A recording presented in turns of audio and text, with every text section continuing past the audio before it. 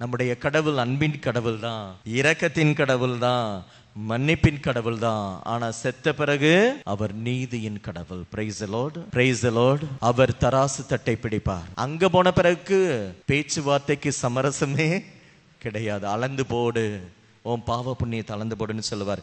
இங்கதான் உனக்கு வாய்ப்புகளை கொடுத்து கொண்டே இருப்பார். அவர் God is a God of a second chance. கடவுள் வாய்ப்புகளை கொடுத்து கொண்டே இருப்பார். ஆனால் நீ அதை பயன்படுத்தவில்லையே, அப்புறம் இறப்பிற்கு பின்னாடி அவர் நீதியின் கடவுளாக தராசு தட்டை பிடிப்பார்.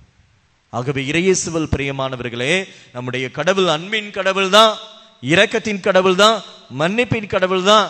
இந்த உலகத்திலே நமக்கு சான்ஸ் கொடுத்துக்கிட்டே இருப்பார். மனம் மாறிக்கோ, இன்னைக்கு இல்லையா நாளைக்கு, நாளைக்கு இல்லையா நாளை மறுநாள் கொடுத்துக்கிட்டே இருப்பார். அப்படி நீ மனம் மாறலன்னு வச்சுக்கங்களேன், ஒரு நாள் நம்மை தீர்ப்பிடுவார். நித்திய சாவிற்கு நம்மை தீர்ப்பிடுவார்.